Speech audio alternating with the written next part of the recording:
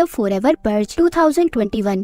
तो कहानी शुरू रेगिस्तान जैसे बंजर इलाके को दिखाते हुए होती है, जहाँ पर हम एक कपल को देखते हैं जो इस इलाके से होते हुए कहीं पर जा रहे थे। तभी उन्हें वहाँ पर एक खंडर जैसा घर दिखाई देता है। वो अब उस घर में जाते हैं जहाँ पर कुछ लोग थे, उनके पास हथियार भी थे। वो दोनों हस्बैंड वाइफ उन लोगों से बात करते हैं, जिससे पता चलता है कि ये सभी लोग मेक्सिको और अमेरिका के बॉर्डर पर हैं और सभी अमेरिका जाना चाहते हैं, वो भी इलीगल तरीके से, यानी बिना पासपोर्ट और वीजा के। जिसके बाद अब वो कपल, जिनमें से हस्बैंड का नाम जॉन और उसकी बीवी का नाम एटला था, उन दोनों को एक सुरंग में भेज दिया जाता है। अब जब वो सुरंग के अंदर जाते हैं, जिधर बहुत अंधेरा था, उधर और भी बहुत से लोग थे जो सभी अमेरिका जाना चाहते थे। उस सुरंग के अंदर जाते ही एटला डर जाती है जब उसके सामने अचानक से एक लड़का आ गया था, पर बाद में पता चलता है कि ये इन्हीं का साथी है। इसके बाद हम देखते हैं उन्होंने सुरंग को पार कर लिया था, वो अमेरिका पहुँच गए थे। इनका साथी एटला और जून को एक कार्ड देता है जिस पर फूल बना हुआ था, वो लेकर वो दोनों वहाँ से चले गए थे। अब हमें हॉर्स फार्म का सीन दिखाया जाता है, जहाँ पर एक आदमी जिसका नाम डेलन था, वो एक घोड़े को काबू करने की कोशिश कर रहा था, पर उसका घोड़ा उसे अपने पास नहीं आने देता। तभी डेलन के डैड जो वहीं पर थे,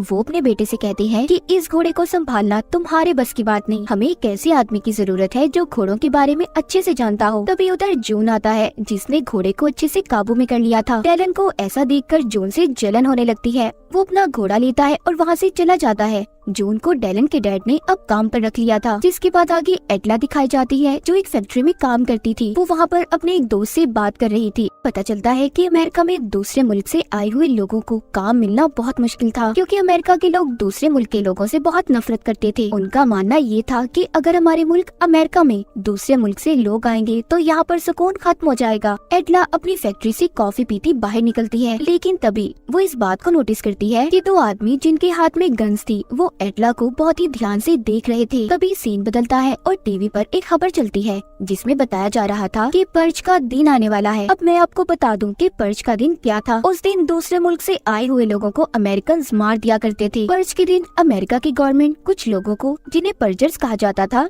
जो दूसरे मुल्क से आए लोगों को मारते थे, उन्हें 12 घंटे दिए जाते। इसी दौरान वो किसी भी आदमी को मार सकते थे और उन पर कोई भी आदमी कानूनी कार्रवाई नहीं कर सकता था। अब आज वो दिन आ गया था जहाँ पर अमेरिका में खून का खेल शुरू होना था। जॉन और एटला भी दोनों अपना घर छोड़कर जा रहे थे। जैसा कि हमें पता है वो मेक्सिको से आए थे, इसीलिए इन्हें भी डर था कि कहीं ये लोग भी मारे न जाएं, क्योंकि ये दोनों अमेरिकन नहीं थे। तभी वहाँ पर एक बस आती है, जिसमें जॉन का दोस्त, जो उसके साथ डेलन के फादर के फार्म पर काम किया करता था, वो और कुछ लोग थे। अब ये भी बस में बैठकर दूसरी जगह पर आ गए थे। यहाँ पर लोगों से पैसे लेकर पर्च से बचाया जाता था। अब जून एटला और अपने दोस्त के साथ अंदर जाता है, जहाँ पर वो देखते हैं उधर और भी बहुत से लोग थे जो यहाँ पर पर्च से बचने के लिए 12 घंटे तक रुकने वाले थे। ये सभी दूसरे मुल्कों से अमेरिका आए थे। तभी टीवी पर एक और खबर आती है, जिसमें बताया जा रहा था कि पर्च शुरू होने वाला है और 12 घंटे तक सब कुछ बंद कर दिया जाएगा। सबको ऐसा लग रहा था कि 12 घंटे किसी कयामत से उनके लिए कम नहीं थे। पर्च का वक्त शुरू हो जाता है, जिस वजह से हर तरफ सन्नाटा छाया हुआ था। एटला और जॉन दोनों इस पर्च की वजह से बहुत परेशान थे। उधर डेलन जो अपने घर में था, तभी उसे महसूस होता है कि जैसे कोई उसकी आसपास हो। अब वो एक अलमारी के पास जाता है, जिसमें बहुत सारी गन्स थी। वो उसमें से एक गन निकालता है। अब जब वो अलमारी को बंद कर रहा था, तो उसके पास एक लड़की आती है, जिसे देखकर वो डर गया था। ये लड़की कोई और नहीं बल्कि इसकी बीवी थी, जो इससे कहती है कि हमें उनका साथ नहीं देना चाहिए, जो पर्च जैसा खूनी खेल खेलते हैं। और साथ ही डेलन को वो ये भी बताती है कि वो माँ बनने वाली है। शहर में चारों तरफ सन्नाटा था, गोलियों की आवाजें थी, जहाँ पर एक दूसरे को लोग मार रहे थे। थोड़ी देर बाद सुबह हो जाती है। सुबह होते ही एटला और जॉन, उनके साथ बाकी के लोग बहुत खुश थे कि वो पर्च से बच गए। अब सब अपने घरों के लिए रवाना होते हैं, जहाँ पर जॉन अब जब अपने दोस्त के साथ शहर से होते अपने काम पर जा रहा था, तो वो देखते हैं हर तरफ खून ही खून था। सारा शहर लाशों से भरा हुआ था, दीवारों पर भी खून लगा हुआ है और गवर्नमेंट के आदमी चारों तरफ से सफाई करने में मसरूफ हैं।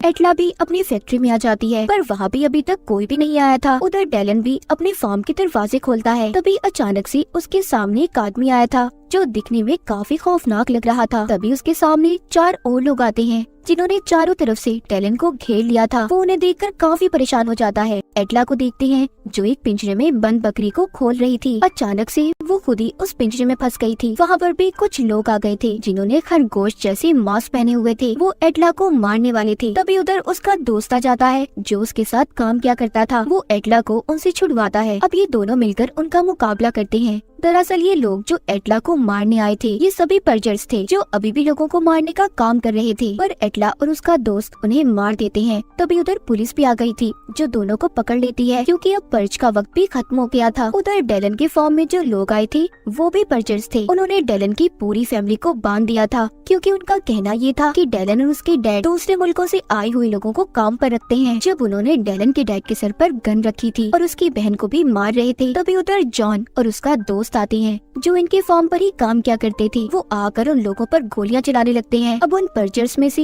एक आदमी डेलन के डैड पर गोली चलाकर उन्हें मार देता है। दोनों तरफ से गोलियों की बारिश होने लगी थी। जून और उसके दोस्त ने सभी पर्जर्स को मार दिया था। वो उन्हीं का ट्रक लेकर डेलन और उसकी फैमिली को बिठाकर वहाँ से चले जाते हैं क्योंकि अब इस शहर में रहना महफूज नहीं था और पर्ज रुकने का नाम नहीं ले रहा था। 12 घंटे के बाद भी खूनी पर्ज चल रहा था। अब जून अपनी बीवी एटला को कॉल करता है मगर उसका फोन नहीं लगता क्योंकि एटला को तो पुलिस ने उसके दोस्त के साथ पकड़ लिया था। जून अपनी बीवी एटला के लिए बहुत परेशान था। उधर एटला को पुलिस अपनी वैन में लेकर जा रही थी जिसमें उसका दोस्त, उसके साथ एक आदमी और एक लड़की थे जो पर्जर्स का साथ दे रहे थे। तभी जाते हुए उनकी वैन उल्ट जाती है। यहाँ पर दूसरा आदमी एटला से बदतमीजी करता है मगर उसके दोस्त ने उसे बचा लिया था। अब जब वैन का दरवाजा खुलता है जहाँ पर जून था, एटला उसे देखकर बहुत खुश थी। जून उन्हें भी बचाकर अपने ट्रक में बिठाकर सभी को मेक्सिको ले जाना चाहता था क्योंकि सब जानते थे कि वहीं पर रहकर महफूज होंगे। ये जाते हुए रास्ते से एक फ्यूल स्टेशन पर भी रुकते हैं और वहाँ से अपना कुछ जरूरत का सामान लेते हैं। जून सबसे ये कह रहा था कि ये जगह उनके लिए महफूज नहीं है क्योंकि ये शहर के नजदीक है और यहाँ पर कुछ भी हो सकता है, इसीलिए हमें जल्दी यहाँ से निकलना होगा। तभी ये सब रेडियो पर खबर सुनते हैं कि हर तरफ शहर में पर्ज फैला हुआ है, लोग एक दूसरे को मार काट रहे हैं और ये खूनी खेल रुकने का नाम नहीं ले रहा। इसीलिए दूसरे मुल्कों ने अपने बॉर्डर को 6 घंटों तक खोलने का फैसला किया है ताकि जो भी दूसरे मुल्कों से अमेरिका गए हैं वो वापस अपने मुल्क में आ जाएं, जिससे उनकी जान बच सकती है। पर मेक्सिको का बॉर्डर बहुत दूर था, लेकिन अब इनके पास कोई और रास्ता भी नहीं था कि ये पर्ज से बच सके। इसलिए ये सभी अपने ट्रक में बैठकर मेक्सिको के लिए रवाना हो जाते हैं। जब ये अंधेरे में अपने ट्रक को ले जा रहे थे तो इनके पीछे कुछ बाइक्स लग जाती हैं जो पर्जर सीखी थी। वो इनके ट्रक के पास आकर गोलियां चलाने लगते हैं। ये सभी डर गए थे क्योंकि इनके पास मुकाबले के लिए कोई हथियार नहीं था। डेलन की बहन उनको वहाँ पर एक झंडा दिखाती है जो पर्जर्स का ही था। इसका मतलब कि ये भी उन्हीं की तरह है, इसीलिए वो लोग झंडे को देखकर वापस चले गए थे। आगे ये लोग अब एक शहर में पहुंचते हैं जहाँ पर चारों तरफ गोलियां चल रही थी। अब वो लोग अपने ट्रक से निकलकर आगे बढ़ते हैं। हर तरफ लाशें पड़ी हुई थी मगर तभी उन्हें कुछ लोगों ने पकड़ लिया था। वो सभी पर्जर्स ही थे। तभी वहाँ पर पुलिस आ गई थी जो सब पर गोलियां चलाने लगती है। इसी बात का फायदा उठाकर जून एटला के साथ ही वहाँ से बचकर निकल जाते हैं मगर एटला और डेलन की बीवी अपने ग्रुप से अलग हो गई थी। एटला को एक रोज का निशान नजर आता है। अब वो उस जगह पर जाने लगती है मगर डेलन की बीवी उसे रोक रही थी। वो कहती है पहले हमें अपने हस्बैंड्स को ढूंढना होगा। एटला उसकी नहीं सुनती और अंदर चली जाती है। वो डेलन की बीवी से कहती है कि दूसरे मुल्क से आए लोग अपने मुल्क के लोगों की मदद करने के लिए कोई निशान छोड़ते हैं, शायद हमें भी यहाँ पर कोई मदद मिल जाए। तभी उधर 2 आदमी आते हैं जिन्होंने इन दोनों पर गन कर ली थी मगर जब एटला उन्हें बताती है कि वो यहाँ पर रोज के निशान की मदद से आई है तो वो दोनों रुक गए थे क्योंकि वो मेक्सिको से आए थे। वो अपने लोगों की मदद करना चाहते थे। अब वो उन्हें एक जगह पर लेकर आए थे। वहाँ पर एटला देखती है उधर बहुत से लोग हैं जो पर्ज से अपनी जान बचाकर वहाँ पर आए हैं। उधर वो अपने हस्बैंड जून और एटला को भी देखती है। दोनों एक दूसरे से मिलकर बहुत खुश थे। इसके बाद टीवी पर खबर चलती है कि पर्जर्स ने आर्मी पर भी हमला कर दिया है और बहुत से शहरों को बर्बाद कर दिया है और आर्मी पर हमले की वजह से आर्मी को बॉर्डर से हटा दिया गया, जिस वजह से सभी मुल्कों ने अपने बॉर्डर्स को भी बंद कर लिया है। सभी खबर सुनकर बहुत परेशान हो गए थे। तभी वहाँ पर एक औरत अपने एक साथी को जो मेक्सिको में रहता था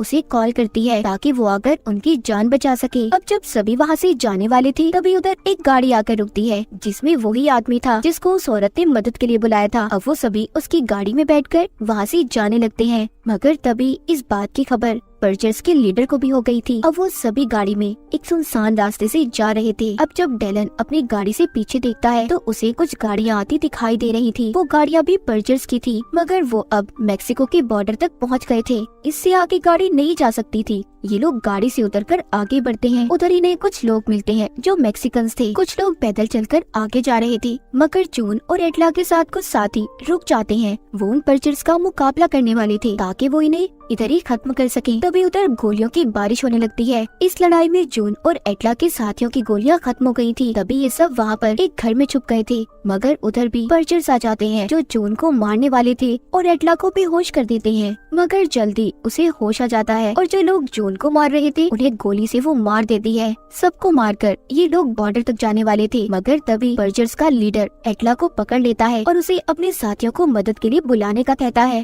ताकि जब वो आए तो वो उन्हें मार सके। मगर पीछे से जून और वो आदमी जो इन्हें बचाकर यहाँ पर लाया था, वो पर्चर्स के लीडर पर हमला करते हैं और उन्होंने उसे मार दिया था। सभी पर्चर्स मारे जा चुके थे। जून और बाकी के लोग बॉर्डर पार करके मेक्सिको आ गए थे। टेलन की बीवी जो माँ बनने वाली थी, उसके यहाँ भी बेटी होती है। आखिर में दिखाया जाता है सभी महफूज थे जो अमेरिका से मेक्सिको आ गए थे। The second movie name is It Comes at Night 2017. तो कहानी के शुरू में हमें बूढ़े आदमी को देखते हैं जो बैठा बहुत गहरी गहरी सांसें ले रहा था। उसके पास ही एक और आदमी बैठा था जिसने हाथों पर ग्लव्स दस्ताने पहने हुए थे और चेहरे पर मास्क चढ़ाया हुआ था। वो उस बूढ़े आदमी से कहता है, प्लीज डैड मुझे माफ कर दें, मुझे ये सब कुछ करना ही होगा। वो बूढ़ा आदमी इस आदमी का जिसका नाम पॉल था उसके डैड थे। अब पॉल और उसकी वाइफ अपने डैड को बाहर ले जाकर जंगलों में पहले पॉल उनका गला दबाकर मार देता है और फिर एक गड्ढे में डालकर उन्हें जला देता है। इसके बाद हमें पॉल की फैमिली दिखाई जाती है। रात को ये इसकी वाइफ और इसका बेटा खाने के टेबल पर बैठे सभी बहुत उदास थे। पॉल प्लेट्स उठाकर ले जाता है, जिसके बाद उसका बेटा भी सोने चला गया था। वो अपने कमरे में दीवार पर लगी एक पेंटिंग को बहुत ही गौर से देख रहा था। फिर उठकर अपने दादाजी के कमरे में जाता है। उसके दादाजी बेड पर बैठे थे। जब वो उनके पास जाता है तो अचानक से वो खून की उल्टियाँ करने लगते हैं। पॉल का बेटा डर गया था, वो अचानक से उठ जाता है। इसका मतलब ये था कि सिर्फ वो एक सपना देख रहा था। उसकी मॉम उसके पास आती है, कहती है, बेटा जल्दी उठो, घर में कोई आ गया है। इनके घर में इनके साथ एक डॉग भी रहता था। ये सभी मास्क पहनकर देखने जाते हैं। जब अचानक से दरवाजा खुलता है तो पॉल गोली चला देता है। उसकी वाइफ कहती है, रुको पॉल। वहाँ पर एक आदमी था, वो पॉल को देखकर अपने हाथ ऊपर कर लेता है और कहता है, मुझे माफ कर दो, मैं गलती से यहाँ पर आ गया हूँ, मेरे पास कुछ भी नहीं है। अब पॉल उसको पकड़कर बाहर ले जाकर एक पेड़ से बांध देता है। उसके मुंह पर भी टेप चिपका देता है। सारी रात वो आदमी वहीं पर रहता है। जब सुबह होती है तो पॉल उस आदमी को चेक करने जाता है कि कहीं वो इन्फेक्टेड तो नहीं, उसे कोई बीमारी तो नहीं। अब पॉल उसको अपनी गन दिखाता है और कहता है,